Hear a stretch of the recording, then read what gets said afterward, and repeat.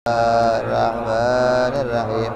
Nawaitu ta'alluma wa ta'lima wa tadhakkura wa tadhkira wa naf'a wal intifa'a wal ifadata wal istifadata wal hissa ala tamassuki fi kitabillahi wa sunnati rasulillah sallallahu alaihi wasallam wa du'a ilal huda الدلالة على الخير ابتغاء مرضاته وقربه وثوابه وحسن الخاتمة مع اللطف والعافية وصلاح العاقبة.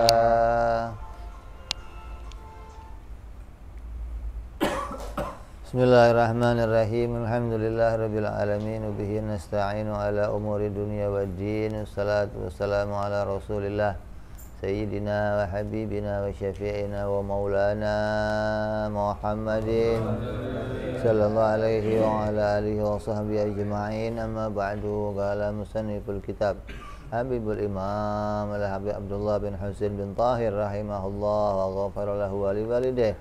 Thumma ila sahibu syarhah min Nawawi al-Bandani rahimahullah wa ghafara lahu wa liwalidayhi wa nafa'ana bihima fid darain.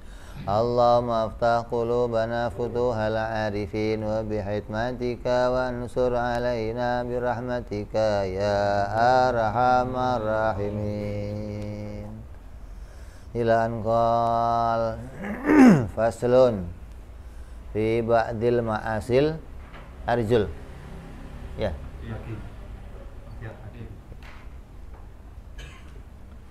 Wa min ma'asir rijli yamshu fi maksiatin. Dan di antara maksiat-maksiatnya kaki adalah menggunakan kaki berjalan dalam rangka satu kemaksiatan. Aili ajliha, yakni punya tujuan maksiat walaupun belum maksiat.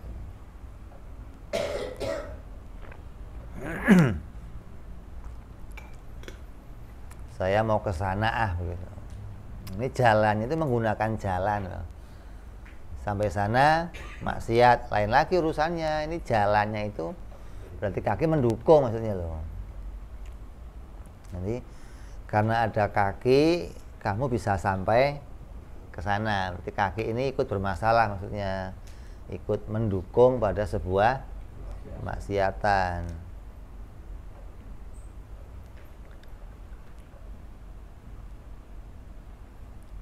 Kalmasyi fi si'ayatin ay wasyin bi muslimin ila nahwi sultan. Seperti yang pertama, berjalan menggunakan kaki dalam rangka membuat fitnah.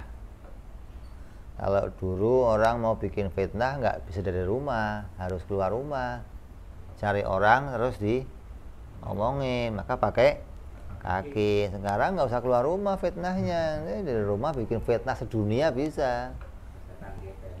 Setan gepeng, berarti maksiatnya apa itu?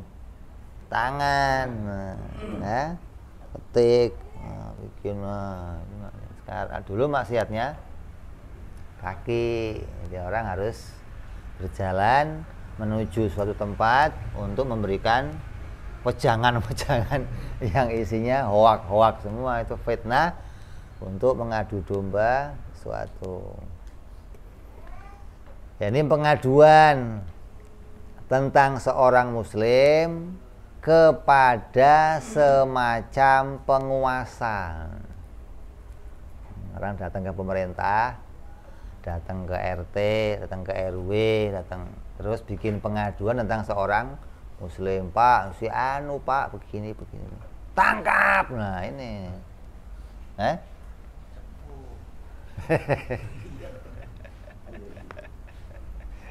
artinya membuat pengaduan yang nggak benar begitu loh. Ya, sekarang ini banyak sekali orang mencatut namanya orang lain. Makanya hati-hati kan. Kayak sekarang yang lagi baru keluar ini Gusmus beredar di medsos, Gusmus menjelek-jelekan Habib Rizik, menjelek-jelekan orang-orang Arab, nggak seneng sama orang-orang Arab. Oh, itu kan hoak, bukan berita benar maksudnya. Artinya mencatut nama orang lain cukup pakai nempelin gambarnya doang gitu loh, terus sebarin. Kalau dulu kan enggak, datang ke penguasanya ngomong, Pak si Anu, nah, begini ya. Ketahuan siapa orangnya. Sekarang yang orangnya tahu siapa, ini dari mana sumbernya, kecuali yang tahu ya cyber itulah yang bisa ngelacak sumber dari mana pertamanya ini. Jadi mereka itu harusnya yang lebih dulu tahu mana yang hoak, mana yang enggak hoak, karena mereka yang bisa tahu sumbernya berasal dari mana. Jadi kalau ada orang kok mau menggunakan kakinya berjalan membuat berita, menyebarkan berita yang isinya fitnah tentang seorang muslim, maka ini bagian orang itu melangkah pada satu kemaksiatan. Sekarang ini isinya begitu udah. Orang jalan ke sana bikin fitnah, pergi ke sana bikin fitnah, keluar ke sana bikin fitnah. Yang fitnah siapa? Muslim. Bukannya menyatukan muslim, malah memecah belah muslim gitu. Makanya ini yang lagi kita yang lagi menjadi situasi keadaan kita saat ini gitu. Ini situasi di mana kita betul-betul dituntut untuk kembali kepada jalannya Nabi Muhammad SAW. Nggak ada jalan lain yang bisa membuat ini semua kembali baik kecuali jalannya yang dituntun oleh Al-Quran. Makanya jawaban cerdasnya Siti Aisyah radhiyallahu anha ketika ditanya bagaimana sih cara hidupnya Nabi. Siti Aisyah pernah ditanya sepeninggal Nabi, tanya Nabi itu cara hidupnya gimana? Itu kalau mau diterangin ya 10 tahun. Lah wong nanya cara hidupnya Nabi ya sih siapanya singkat doang. Cara hidupnya Nabi Quran. Selesai. Kalau ente mau tahu itu Quran. Kalau ente tahu Quran gimana? Itu Nabi begitu sudah, nggak ada yang meleset sama sekali dari Quran. Itu cara. Makanya kita dituntut sekarang bagaimana saling menjaga sesama muslim, saling menjaga untuk tujuannya apa? Ukhuwah, tujuannya persatuan. Orang yang kerjanya apa? Mencaci orang baik ini ya bagian dari ini pengadu domba ini. Yang ada orang baik kok dicaci, maka ini bikin fitnah namanya. Ini kalau kita mau jadi orang baik sudah nggak usah pakai caci maki kepada siapapun. Nggak usah nyaci-nyaci orang muslim. Kalau ada yang nggak sependapat, nggak sejalan, ya sudah, memang namanya nggak sejalan itu memang diciptakan oleh Allah, bukan terus jadi sendiri, bukan. Allah berfirman dalam Al-Quran, kalau aku mau sedunia saya jadikan muslim semua. Allah firman, Allah begitu. Sedunia mukmin semua kata Allah. Tapi kan nggak dibikin yang begitu. Kenapa nggak dibikin? Sudah. Kok sudah? Malaikat sejagat raya muslim semua, kata malaikat kafir. Ya. Jadi kalau kenapa kok Allah nggak bikin dunia ini kok damai semua, muslim semua? Sudah dibikin. Dan itu jutaan tahun lah begitu. Damai, malaikat, nggak ada yang rame, nggak ada. Ini mau bikin yang rame maksudnya. Lalu hikmahnya luar biasa. Allah mau bikin satu keadaan baik dan buruk diciptakan oleh Allah dengan hikmah, gitu, bukan dengan kesia-siaan, bukan dengan tujuan Allah bikin jelek itu mau dimasukin neraka. Oh, belum tentu. Banyak orang jelek diampuni sama Allah. Jadi jangan melihat itu. Kalau kita mau lihat keadaan ini semua, ini Allah ciptakan dengan hikmah. Maka kita pintar-pintar melihat hikmah. Kita berada dalam orang yang bisa memetik kebaikan, atau berada dalam sisinya orang-orang yang nggak bisa mengambil hikmah, terbawa sama keadaan, terbawa sama situasi. Jadi harus orangnya kalau mendengar berita harus tabayun, harus mencari kejelasan. Karena kalau digambarkan di sini, mendatangi seseorang untuk menyebar fitnah. Mendatangi orang itu sama dengan ngirim surat, sama kan? Kamu dikirimin surat sama dengan kamu didatangi sama seseorang, ngasih berita, fulan tuh begini. Lah kamu yang kedatangan berita itu ya tinggal keadaan kamu, mau langsung percaya atau mau cari kejelasan, mau langsung percaya atau mau mencari berita yang sebenarnya. Hingga nanti ketika berita sampai sama kamu itu pantas enggak ini saya sebarkan lagi ke orang lain. Kalau kamu sebarkan lagi, ya kamu namanya ini maksiat jariyah namanya, berjamaah. Maksiatnya bareng-bareng namanya. Satu orang ngomong sama kamu, kamu ngomong sama orang lain, orang ngomong terus, ini berangkai. Kalau dulu kan pakai jalan kaki, ya. Sekarang udah nggak usah pakai jalan kaki, kamu nongkrong sambil tiduran aja maksiat. Nyebar berita sedunia ribut semua, orangnya tidur di atas kasur, sedunia geger. Ya Allah, sekarang ini begini. Nah, kalau orang mukminnya tabayun, orang mukminnya mau cari kebenaran, nggak gampang menerima berita, ya mau disebar berita apa aja nggak gampang, nggak terpengaruh. Seperti orang dengar beritanya namanya Habib Rizik chat mesum, itu orang yang akalnya normal sudah nggak ini fitnah, sudah nggak usah pakai dicek-cek ini fitnah, itu aja kan nggak usah pakai rame. Oh dicek dulu, kok dicek dulu ini. Jadi kalau sudah tahu, lah orang yang dasarnya nggak seneng, dibikin jadi berita, diolah, dimasak, disebarkan. Juga berita-berita yang lain sekarang ini kita harus hati-hati, maka termasuk suatu kemaksiatan membuat fitnah. Atau yang berikutnya lagi di antara kemaksiatan kaki, au fi qatlihi al muslim, atau dalam rangka membunuh seorang muslim. Datang kakinya berjalan, tujuannya mau bunuh seorang muslim, berarti menggunakan kakinya dalam kemaksiatan.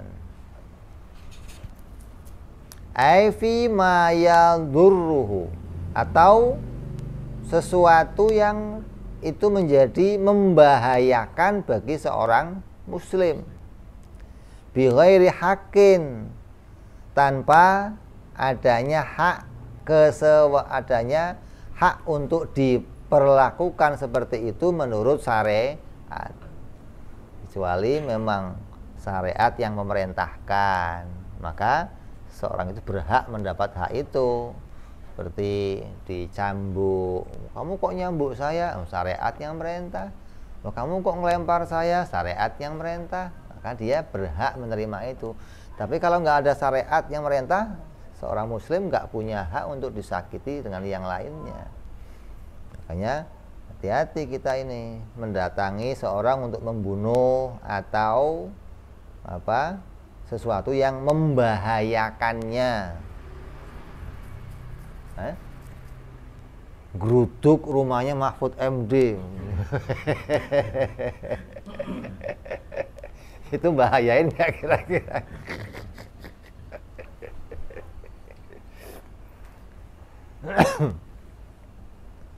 Jadi ini sekarang sudah terjadinya keadaannya seperti ini. Kita datang demo sana, demo sini, tinggal tujuannya apa, gitu kan? Kalau tujuannya mau membahayakan orang lain, ya kena maksiat. Enggak, tujuannya mau mengingatkan, tujuannya mau menasihati, tujuannya mau menyelamatkan, ya enggak ada kesalahan. Bukan satu bentuk pertentangan maksudnya, walaupun kamu rame-rame datanginnya. Kalau sendiri malah nggak bisa nyelamatin. Kalau mau nyelamatin harus bareng-bareng. Kalau sendiri saya ngomong nggak didengerin, ngomongnya bareng. Tujuannya cuma itu, bukan tujuannya mau membahayakan, nggak ada. Bukan tujuannya mau membunuh orang lain. Kalau tujuannya itu, maka berjalannya jadi satu kemaksiatan. Kalau tujuannya nggak seperti itu, maka ini bukan bentuk suatu kemaksiatan.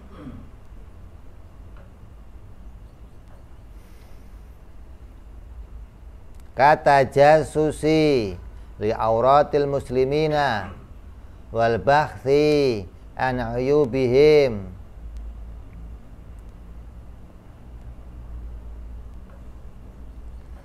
seperti menyelidiki, memata-matai kepada rahasia-rahasianya kaum muslim dan meneliti tentang berbagai macam aib mereka. Ini semua sekarang terjadi semua. Orang kerjanya ngintipin orang muslim, bukan mau dicari tahu apa kebaikan yang mau ditiru, aibnya apa. Orang sekarang asal ngecek orang lain, dicari ini aibnya apa, bukan baiknya di mana, bukan. Saya mau tiru, saya mau contoh. Ini yang terjadi sekarang ini. Jadi orang mendatangi orang lain bukan untuk mencari kebaikan. Orang berkunjung kepada orang lain bukan mencari kemaslahatan. Ini sekarang terjadi. Kalau tujuannya itu semua, maka berjalannya kita pada arah itu satu kemaksiatan. Tajassus, ini ngapain, ngomong sama siapa dia, nggak usah ke sana lah. Kamu dari sini jalan ke situ aja, deket orang lain, mau nguping nih ngomong apa, itu maksiat. Apalagi kemana-mana, ya Allah. Makanya ini yang sekarang terjadi begini. Nah, kita harus begitu hati-hati pada akhir zaman ini, karena fitnah yang sekarang tersebar ini begitu besar, begitu berat. Butuh akal yang sehat, butuh hati yang luas untuk bisa meredam ini semua. Nggak gampang terpancing. Asal dapat berita yang kira-kira cocok sama kita, sebar. Yang nggak cocok kita.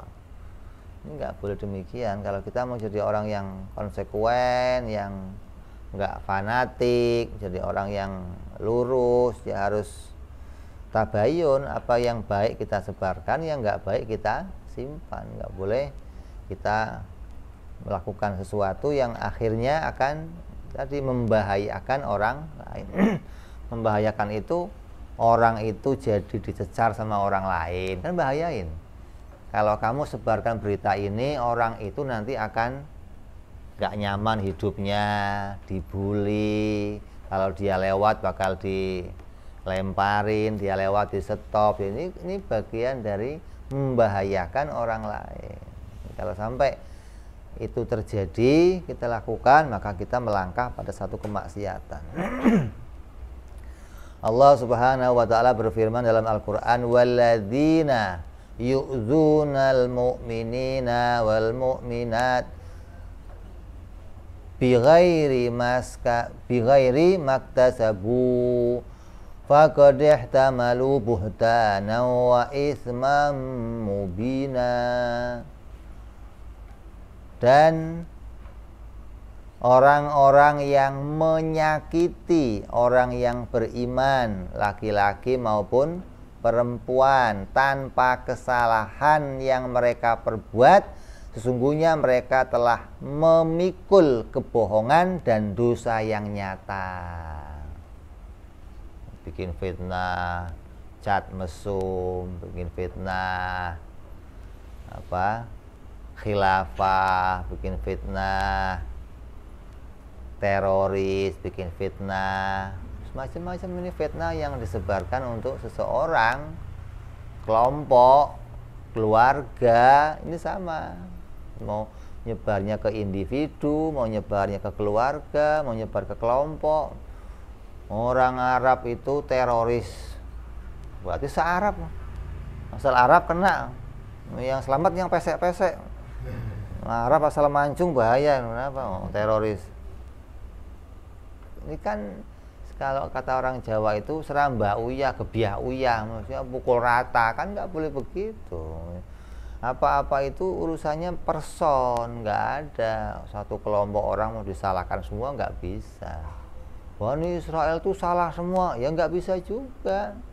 Ada personnya Yahudi, personnya individunya lagi. Banyak orang Bani Israel yang nggak cocok sama yang lainnya, banyak. Artinya ada orang-orang yang memang pada fitrah dirinya masih punya kebaikan.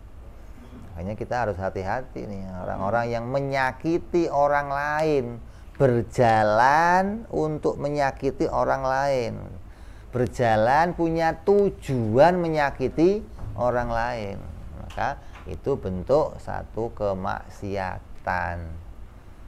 Makanya hati-hati, kata Allah, itu nyata-nyata suatu dosa apabila orang mukmin itu nggak punya hak untuk mendapatkan perlakuan seperti itu.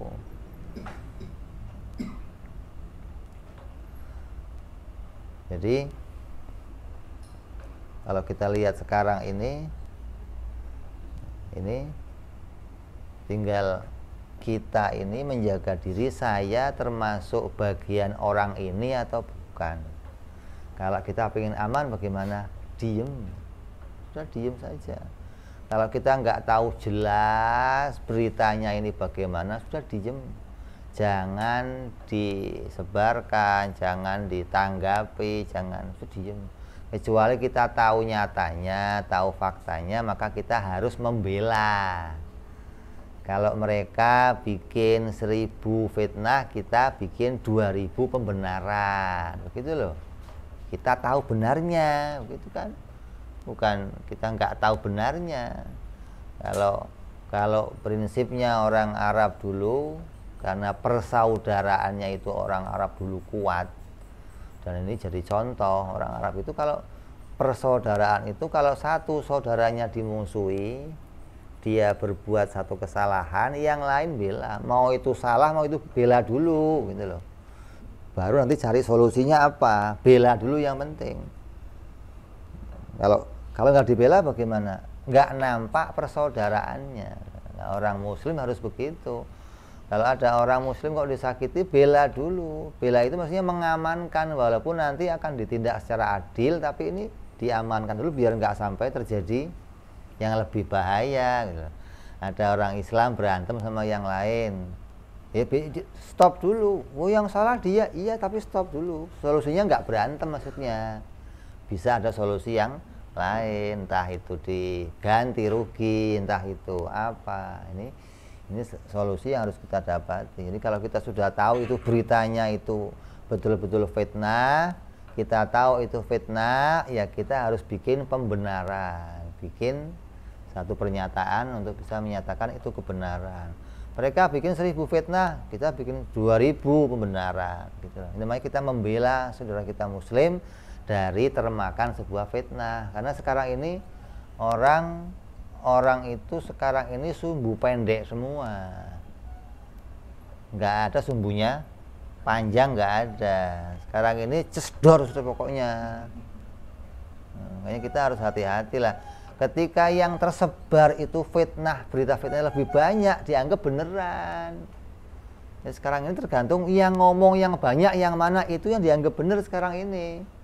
Bukan faktanya bagaimana, bukan. Yang banyak yang ngomong itu dianggap bener, gitu loh. Makanya diminta kita semuanya untuk apa? Bikin kebenaran yang lebih banyak dari mereka, gitu loh maksudnya. Biar orang awam itu tahu, oh ternyata yang ngomong bener lebih banyak. Ini setidaknya mengkanter, membentengi, tidak sampai orang Muslim saudara kita mendapat fitnah yang macam-macam. Itu tujuannya demikian. Jadi kita berjalan pada jihad. Kalau orang tadi berjalan bikin fitnah, kamu jalannya untuk membela itu jihad kamu, pahala untuk kamu.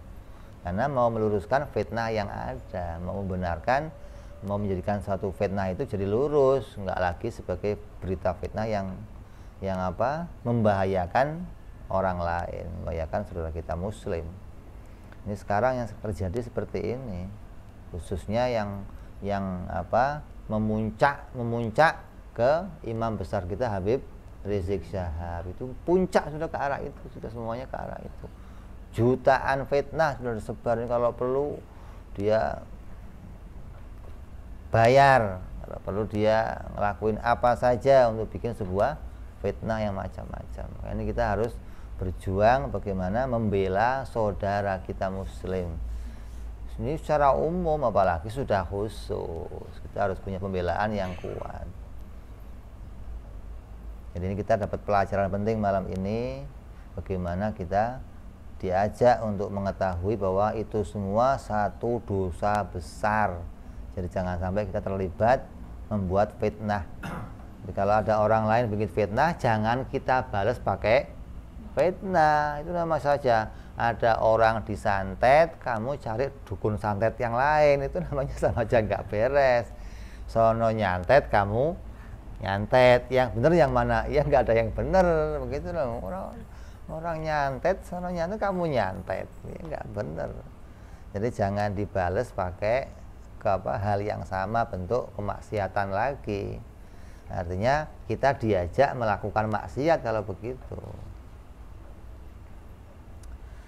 Terus yang keempat, wa ibaqul abdi min sayyidi, dan kaburnya budak dari tuannya. Seorang budak kabur dari tuannya, atau seorang pegawai sudah dibayar cabut. Pak, nih sehari berapa ngerjain ini? Cepet ya, setengah hari cabut. Atau wa zaujatih, kaburnya seorang istri dari suaminya. Hati-hati ini, melangkahnya keluar rumah sudah bentuk kemaksiatannya, kakinya, jalannya dia untuk memaksiati suaminya itu bentuk satu kemaksiatan. Wadzalika nusyuz, sampai dikatakan itu disebut durhaka pada suami. Nusyuz itu apa hukumannya? Ya putus rezeki, putus nafkah. Orang kok perempuan kabur dari rumah nggak tanpa hak, tanpa izin suaminya, maka putus dari nafkah. Disusul enggak? Ya enggak usah. Gimana disusul? Lah saya nggak ada yang lain, Bib. Oh yang lain itu lain lagi. Gua cinta mati, Bib. Oh itu lain lagi. Kalau bicaranya hukum, ya dia nggak punya hak lagi untuk dijemput, nggak punya hak lagi untuk dikasih nafkah. Bahkan orang tuanya pun nggak berhak menerima. Seorang perempuan datang ke rumah orang tuanya tanpa suaminya, tanya, kenapa kamu kabur? Haram saya nerima kamu. Begitu dong mestinya. Terus kemana dia? Ya terserah mau kemana kan. Ini hukumnya demikian. Atau kalau orang tuanya bijaksana, ajak masuk ke rumahnya, ganti baju, mandi, angkat lagi ke sana, anterin pulang. Begitu mestinya. Ini kenapa kok sampai kabur, kenapa ini? Kamu bawa baik-baik kok pulangnya sendiri, ini diapain? Nah ini minta penjelasan namanya. Jangan ditambung terus laki sialan, itu enggak usah begitu. Ini juga perlu tabayun, perlu jelas, jangan sampai. Jadi seorang istri yang kabur dari suaminya satu bentuk kemaksiatan hingga disebut namanya nusyuz. Nusyuz itu durhaka, dia nggak berhak lagi mendapatkan nafkah. Beda sama pisah ranjang. Kalau pisah ranjang masih dapat nafkah.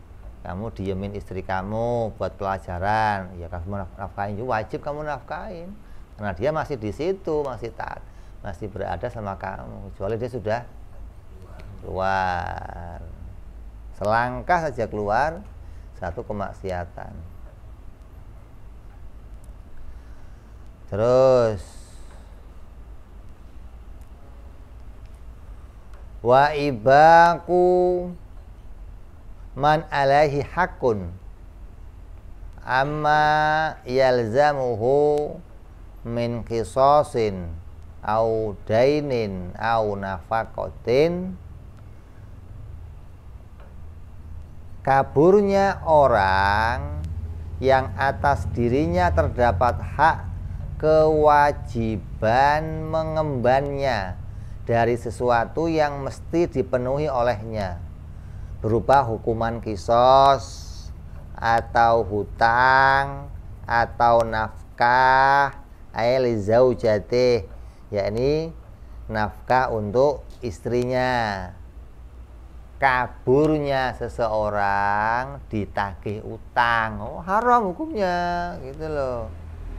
Jangan, oh ini kan saya nggak ada, nggak kena hukum apa-apa, biar aman aja, menghindar. Haram hukumnya, lari itu haram. Kalau sekarang kan orang nagih hutang kadang nggak datang, telepon sur. Kita selalu dikatakan, si anu telepon nggak usah diangkat lah. Itu nggak ngangkatnya haram, gitu loh. Berarti kamu orangnya datang ke rumah kamu, ketok-ketok, nggak kamu bukain pintu, hukumnya apa? Haram. Sama aja telepon nggak kamu angkat, itu hukumnya haram. Jangan cuma telepon kok haram. Ini urusannya apa? Kamu kan tahu gitu. Ngapain dia itu? Utang. Ya itu masalahnya itu. Kecuali kamu nggak tahu urusannya, kamu lagi itu lain lagi urusannya. Kalau namanya gitu. Kan ada cuma nomornya doang. Kalau nomornya paham harus diangkat berarti. Ini apa ya?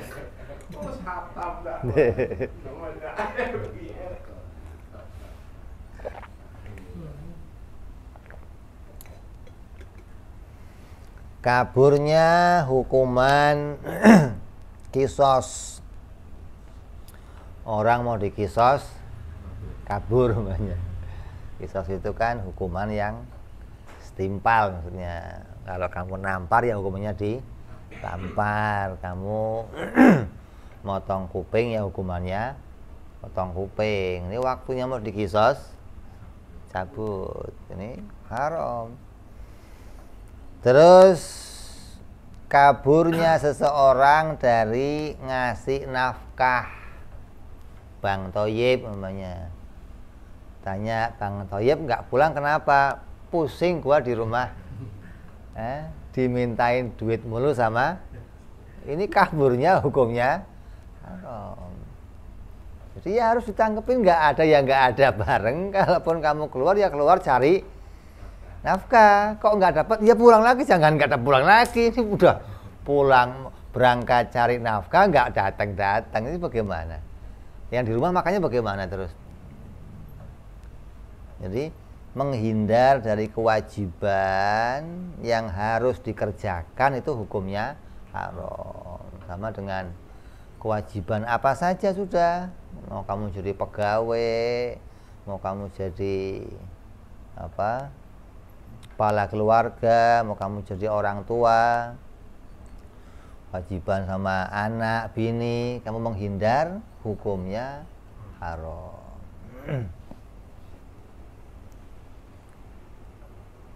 Sudah ngelamar anaknya orang, sudah bikin jadwal kawin, cabut nggak jadi, oh haram itu urusannya, Masya Allah. Oh itu nggak disumpahin orang banyak itu. Sudah nyebar undangan nggak datang lagi. Alasannya apa? Covid Pak.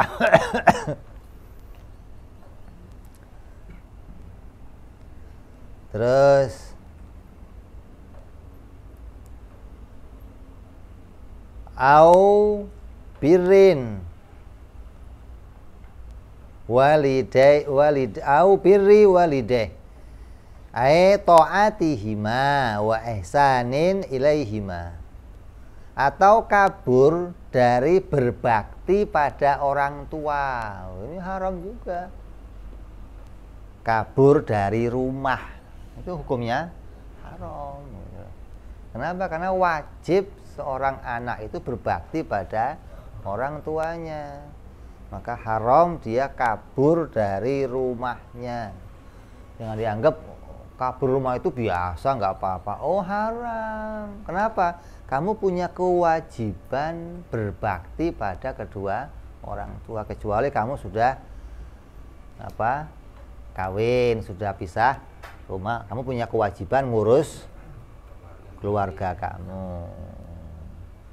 Maka kewajibannya ngurus orang tua itu menjadi kewajiban setelah ngurus keluarga. Apabila kamu masih kumpul bersama, apalagi kamu belum posisinya sebagai orang yang kawin, maka kabur dari mengurus baktinya kamu kepada orang tua, ini pekerjaan yang haram. Hati-hati ini.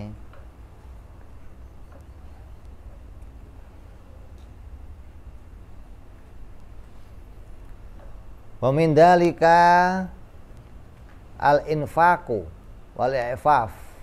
Dan diantara hal itu, yaitu berbakti pada orang tua, adalah memberikan nafkah dan membuatnya terpelihara. Ini meningkatnya ini. Kalau orang itu sudah kawin, maka bagaimana? Ya harus kamu pastikan orang tua kamu mendapatkan nafkah dan terpelihara. Jangan sampai kita tidak berurusan lagi kepada orang tua, maka ini pekerjaan yang berbahaya, perkara yang haram. Apalagi sampai membuat sakit hatinya orang tua, Masya Allah. Jadi bentuk baktinya sama orang tua itu nggak cuma ngeladenin, tapi sampai memastikan nafkahnya, memastikan kehidupannya dalam keadaan yang layak, yang baik. Maka itu bentuk baktinya anak kepada orang tua. Kita pergi dari mengurus itu semua, maka hukumnya haram. Kenapa ini? Oh, orang tua saya cerewet, nggak kuat saya. Oh, nggak boleh. Orang tua saya begini, cabut aja lah, pusing. Oh, haram. Iya.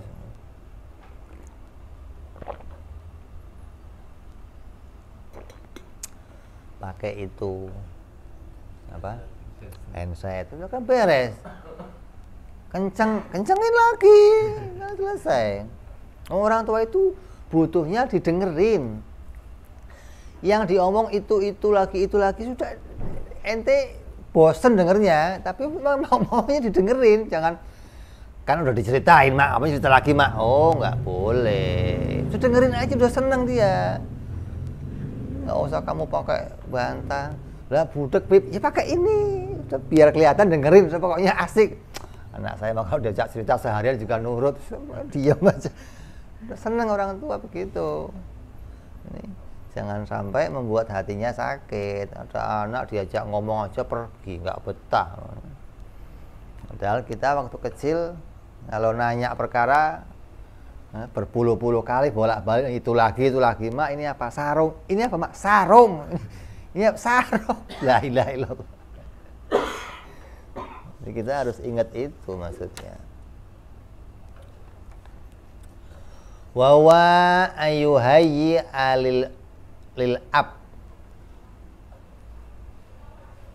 mustamta'an bil halilati wa yumawwinuha.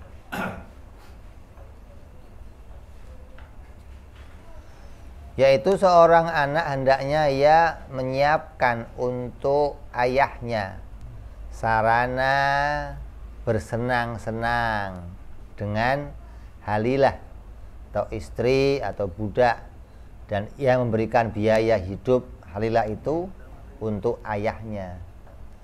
Kalau ada seorang ayah, seorang keluarga, ayahnya tinggal ayahnya doang, ibunya sudah meninggal. Ini baktinya seorang anak kepada ayahnya apa? Cariin bini lagi, itulah maksudnya. Kalau kita kan enggak, bapak jangan kawin lagi, mama baru meninggal, bapaknya astagfirullah. ente nggak ngerti rasanya hidup diurus orang lain. Ente nggak pernah jadi orang tua bagaimana hidupnya bergantung sama istrinya. Laki-laki itu kadang susah kalau istrinya nggak ada. Pulang aja istrinya, pergi sebentar aja ngantar anak. Duh, ini Harim kemana lagi? Ruwet. Apalagi mood, ya Allah. Jangan kawin lagi. Astagfirullah. Ini hati-hati yang begini. Jadi salah satu bagian baktinya seorang anak pada orang tuanya, kalau lihat orang tuanya kok sendirian, dia tidak punya yang merawat, nggak punya yang mengurus, tawarkan kepada dia seorang istri yang bisa membuat hatinya terhibur, agar dia bisa tenang, dia bisa nyaman di rumah. Ini tawarin, bapak maunya yang 20-an, 30, 40 apa yang sama-sama 60 pak, gitu tawarin. Jadi sekarang anak-anak ini nggak ngerti itu. Mereka menganggap bahwa seorang suami itu harus cinta mati sama istrinya. Kalau istrinya kok sampai mati, suaminya harus sampai, wah beratnya begitu. Itu nggak ada aturan begitu, itu nggak ada begitu.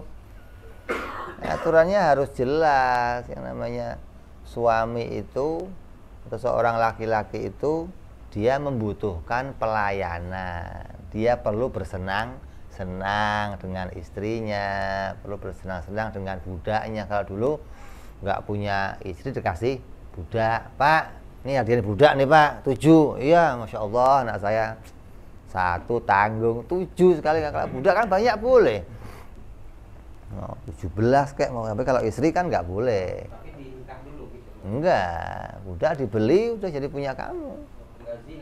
Enggak, budak kan milik kan. Milik kamu mau diapain aja boleh, milik saya. Kalau istri kita nikah, bukan dengan beli tapi dengan nikah. Kalau budak beli atau hadiah. Saya punya budak nih, hadiah buat kamu. Ini sudah punya saya berarti. Ya, ini motor punya saya. Ya sudah saya pakai motornya. Budak begitu ya. Di antara Di antara istri-istrinya Nabi juga ada budaknya. Nabi dapat hadiah dari raja-raja, dihadiahkan kepada Nabi, maka jadi namanya istrinya Nabi yang dengan jalan dimiliki. Istri yang dari jalan dimiliki, bukan istri dengan jalan dinikahi. Sayyidina Ali diceritakan sampai ada berapa puluh, kok banyak budaknya tadi. Jadi budak itu nanti satu persatu bisa dibebaskan. Kalau orang Arab dulu punya budak banyak, Nabi caranya bebasinya gampang. Kalau punya dosa, tebusannya budak. Nanti dia, untung gua punya banyak, dosa maksiat masih ada stoknya. Sampai habis budaknya gitu loh. Jadi caranya bebasinya begitu. Jadi kalau ada anak yang sampai bisa demikian, maka itu bentuk baktinya seorang anak kepada orang tuanya. Terus wa tarbiyatil atfal, kabur dari merawat anak-anaknya. Ini juga haram. Ngurusin anak pusing, kabur. Ngurusin anak pusing, cabut, sudah urus yang lain dah, gue nggak tahan pusing-pusing. Kalau ente nggak bisa ngurus, selim orang lain, beliin baby bus, baby sister dong, maksudnya baby bus beli, rawat tuh anak gua, lo sikat kayak apa, kayak gimana, yang penting rapi. Makanya ada sama kayak kepada orang tua. Kalau kamu kok nggak tahan ngurusinya, udah pikun, udah berak di situ, udah kamu nggak sanggup ngurusnya lagi, panggil orang lain, tolong rawat. Pahalanya untuk orangnya itu, nggak untuk kamu. Kamu cuma modalnya bolos. Kamu cuma gugurin kewajiban. kewajiban. Nah, orang tua yang dirawat sampai tua sampai mati dalam keadaan sakit, dia punya punya satu hadiah dari Allah, boleh memilih seseorang untuk masuk surga. Coba. Jadi ada orang tua kok dirawat sampai mati, nanti begitu mati tanya, siapa yang mau kamu ajak masuk surga? Ya yang rawat itu biasanya si anu mana, entah itu baby sister, nah itu sini udah masuk surga. Anaknya kemana? Bodoh, nggak tahu. Ini yang ngurusin gua. Jadi hati-hati, makanya jangan diserahkan sama orang lain gitu maksudnya. Urus sendiri bagaimanapun keadaannya. Kalau kita kok nggak sanggup diri kita, ya ada istri kita. Itu faedahnya begitu, ada anak-anak kita lah. Orang sekarang sudah orang-orang sibuk, kerjanya kantor luar negeri kan. Kalau untung dia masih mau datengin baby sister. Kalau yang repot lagi panti jompo, repot lagi nih. Stop lagi. Ya Allah, ini sudah haram semua isinya. Seorang sahabat, seorang walinya Allah, diceritakan orang tuanya meninggal dunia. Dia nangis gucir-gucir kayak anak kecil ngosek. Kata yang lain, syuf sadar, syuf istighfar, inti apa ini? Ajal ada ajal. Ini nggak terima ibu inti mati. Ini nggak ngerti. Itu reda, ditanya, apa sebabnya? Saya nggak mikirkan ibu saya yang meninggal ajal. Yang saya pikirkan jalan saya ke surga ini tertutup. Yang tadinya terbuka, itu yang saya tangisin. Saya mau cari jalan di mana lagi? Apa saya bisa lagi masuk? Ini jalannya udah habis. Karena di antara jalan yang paling cepat ya ini, kamu ngurusin itu jalan yang paling cepat untuk masuk surga, gitu loh. Makanya kalau kamu masih punya orang tua, ya diperhatiin. Karena itu jalan cuma itu doang, artinya jalan yang tercepat, termudah. Kalau sudah nggak ada itu bagaimana? Ya tinggal kamu cari jalan yang lain. Ini yang susah, gitu loh. Tapi kalau ada itu, orang tua kamu ridho pada kamu mati diridhoi orang tua, sudah beres. Sama kayak istri mati, suaminya ridho, beres sudah. Kalau ada jalan tercepatnya langsung tertutup mungkin. SD udah tertutup tuh, ya. Kelas 1 SMP tambah lagi ketutup lagi. Udah, dua-duanya habis sudah. Ini tinggal kita cari jalan lain lah. Banyak jalan menuju surga. Jalan yang tercepat, tercepat itu benar. Jalan pintas, jalan tol lah. Sama dengan juga ngurusin anak. Ini juga bagian dari kewajiban. Kabur kita dari kewajiban ini, kita tinggalkan kewajibannya. Di antara kewajiban orang tua itu apa sama anak? Ngasih nafkah, ngasih pelajaran. Kok kamu nggak urus, maka kamu dianggap menelantarkan anak, apalagi yang masih bayi dibuang. Stop lagi udah itu. Artinya mereka diputus rahmatnya oleh Allah, nggak senang sama anaknya, nggak senang. Anak dipukul kepalanya, ini bagian dari tidak memberikan pendidikan yang bagus kepada anak. Minta ahudihim bi ghasli jasadihim wa thiyabihim wa duhnihim wa kuhlihim wa wad'ihim fil ahdi wa tahrikihim riyanamu. Bentuknya apa? Perhatian kepada mereka dengan apa? Memandikan mereka. Anak udah buacin, bau, keringet. Ini orang tuanya mana? Tahu mama kemana, bapak kemana? Gak diurus. tanya maknya bodoh amat lemu apa kayak haram. Ini ninggalin mandiin aja haram ente aja. Karena anak nggak bisa mandi sendiri, nggak bisa bersih sendiri, minta yang lain yang bersihin. Terus memakaikan baju mereka, ini kewajibannya orang tua itu. Kalau belum bisa, jangan udah bisa, ini nak pakai baju nak, yang ngempong aja terus anaknya. Ini yang belum bisa, maka kewajibannya orang tua. Terus meminyaki rambut mereka biar ganteng, biar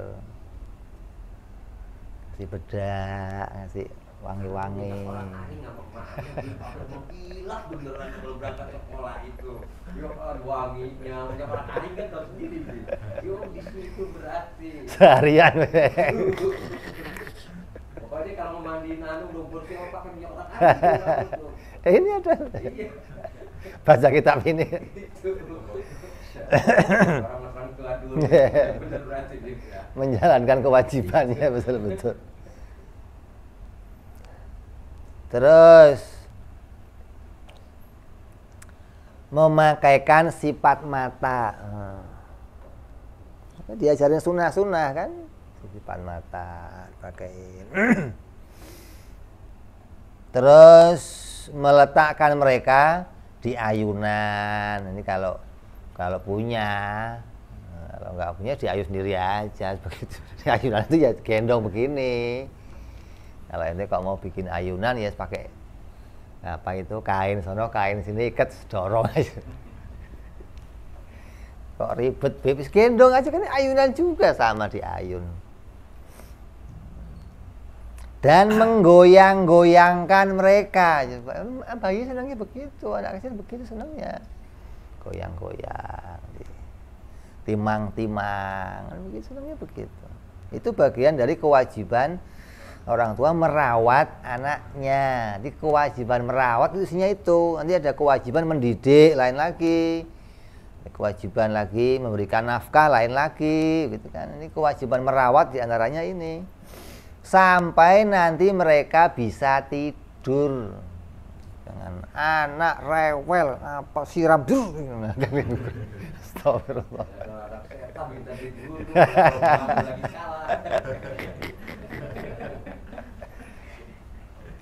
Ini sekarang nih ya Allah, banyak orang sudah nggak ngurus. Nah, waktu anak dikasih baby sister, kasih pembantu sampai tidur di pembantu, sampai pembantu, anaknya jadinya nggak jelas. Pembantunya mau main game, anaknya belum tidur, kasih bodrek doang. Cabut dia. Terus anaknya tangan beler aja nih, anak gua kenapa? Kebanyakan bodrek, Pak. Ya Allah. Ini termasuk bagian dari kewajibannya orang tua mengurus anaknya. Wa mithlul atfal fil wujubi tarbiyatil majnun juga ini. Dan sama seperti anak-anak dalam kewajiban merawatnya, yaitu merawat orang gila. Ini kewajiban. Anaknya idiot, anaknya gila, anaknya nggak sempurna. Ini kewajibannya orang tua. Bagaimana Allah berikan ujian kepada orang tua untuk mengurus itu semua. Mudah-mudahan Allah baikkan semua anak-anak kita, keturunan kita semuanya. Jadi tidak boleh lalu ditinggalkan, nggak boleh dianggap ini kan titipan Allah, amanat dari Allah. Bagaimana kita mau menyia-nyiakannya maksudnya. Tapi begini lah, nanti kan minta anak minta. Ya, saya nggak minta tuh bikin, ya kan gimana lagi, Beb? Ya begitu. Nggak minta tapi bikin.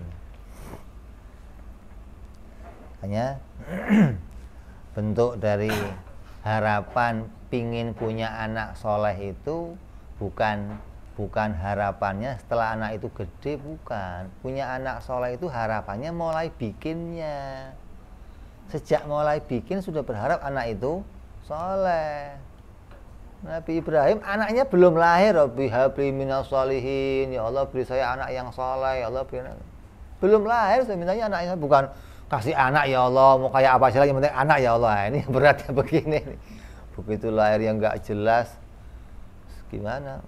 Nah, ini yang kamu minta hasilnya begitu. Tahu begini mah dulu nggak mau saya lain, ini mintanya nggak dari awal yang bener. Makanya Kiai Asmawi kalau pesan sama kita, kalau kita bawa anak kita ke Kiai Asmawi, tanya, siapa namanya? Ahmad. Jangan panggil Ahmad ya. Itu siapa Kiai? Panggilnya cita-cita kamu pengennya dia jadi apa? Nah, panggil itu calon presiden, calon ustadz, calon kiai, sini calon kiai, calon kiai.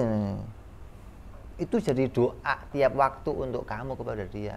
Calon dokter sini. Mau kamu cubit calon dokter, jangan nakal ya, jangan anak setan, jangan begitu anak setan.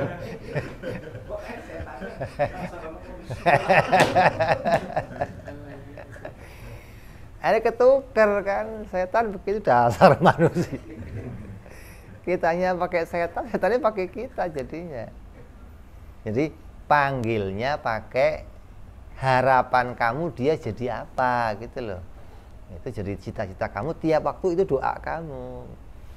Jangan sampai panggil namanya anak. Kalau kamu nggak mau panggil begitu, panggil nama anak kamu. Anak kan punya arti, ya. Kamu pilih namanya anak kamu kan nama yang baik kan. Kamu kasih nama namanya apa? Ahmad, yang terpuji. Ketika manggil kamu inget artinya gitu loh maksudnya. Ya, Mat sini Mat. Apa artinya Mat? Masih nama anaknya botol namanya. Mangkok. Ini mau didoain bagaimana namanya mangkok? Ganti, jangan pakai nama itu. Namanya panggilnya apa? Panggil cita-cita kamu pengennya dia jadi apa? Itu loh. Kecuali namanya sudah bagus, namanya Budiman. Nah, ya Allah mudah-mudahan jadi Budiman. Nah, setelah Budiman sini di hatinya mudah-mudahan kamu jadi Budiman betulan. Itu doa tiap waktu doa begitu loh. Jadi nama itu dipanggil agar kita senantiasa mendoakan dia. Ini bentuk dari harapan kita anaknya jadi anak yang soleh. Itu dimulai dari situ, dari awal sampai dia cara bikinnya, sampai keluar, sampai cara didiknya, sampai merawatnya. Ini bentuk perjalanan untuk jadikan anak itu soleh. Kalau enggak kamu tuntun ke arah itu, jadinya setengah soleh doang maksudnya, separuh soleh. Kadang yang sudah diupayakan aja soleh sampai SD doang, lulus SD nggak soleh lagi. Waktu SD lemah baik musola, kerjanya ngaji. Lulus SD sarung dibuka, pakai celana, mulai perapatan. Keadaannya begitu. Main di musola, main di musola, subuhnya apa tidurnya di musola. Gitu saya sampai di perapatan.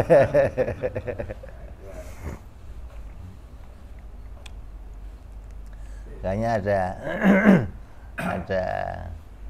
ada perkataan bijak itu orang soleh itu, ada orang yang ngajarin baik lama, diajarin baik.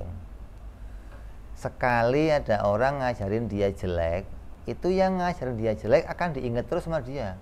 Guru saya itu terkesan dia loh maksudnya.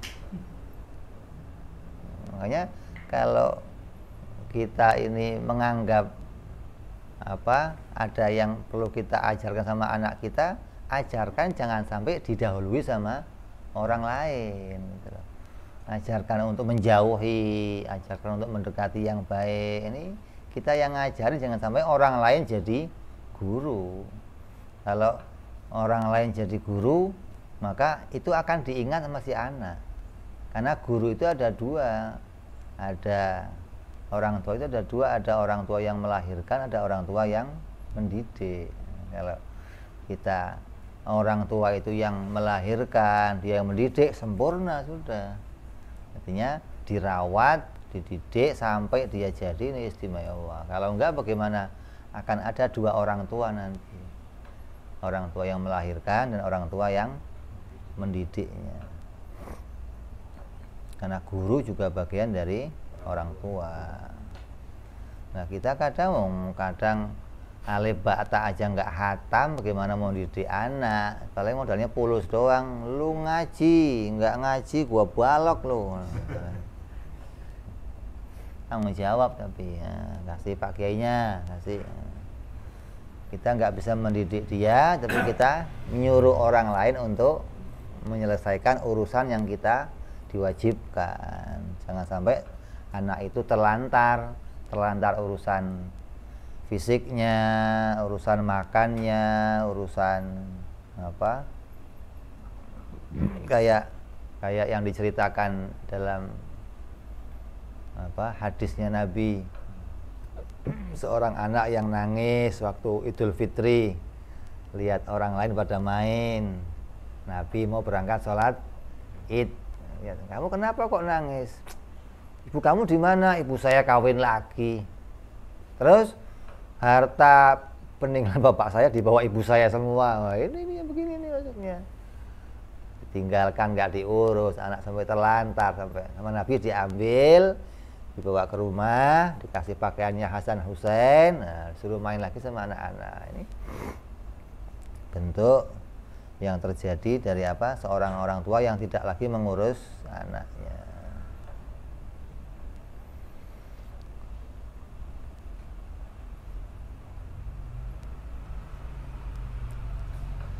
Terus di antara kemaksiatan yang lainnya, insyaallah kita sambung yang akan datang. Wallahu a'lam bishawab. Wa ila hadratin Nabi. Al-Fatihah. A'udzu billahi minasyaitonir rajim. Bismillahirrahmanirrahim. Alhamdulillahirabbil alamin arrahmanir rahim maliki yaumiddin. Iyyaka na'budu wa iyyaka nasta'in ihdinas siratal mustaqim. Siratal ladzina an'amta 'alaihim ghairil maghdubi 'alaihim waladdallin. Amin. Ya Rabbana tarafna bi anana tarafna wa anana asrafna 'ala ladha ashrafna fatub 'alaina tauba waghsil kulli hauba wastur lana aurati wa amini rawati wa ufili walidina rabbi wa mauludina wal ali wal awani wa sairil hilani wa kulli di mahabba au jiratin au suhbah wal muslimina ajma'ina rabbi isma' wadlan wajudan manna la biktisabi minna bil mustafa rasuli nadha bi kulli suli salla wa sallam rabbi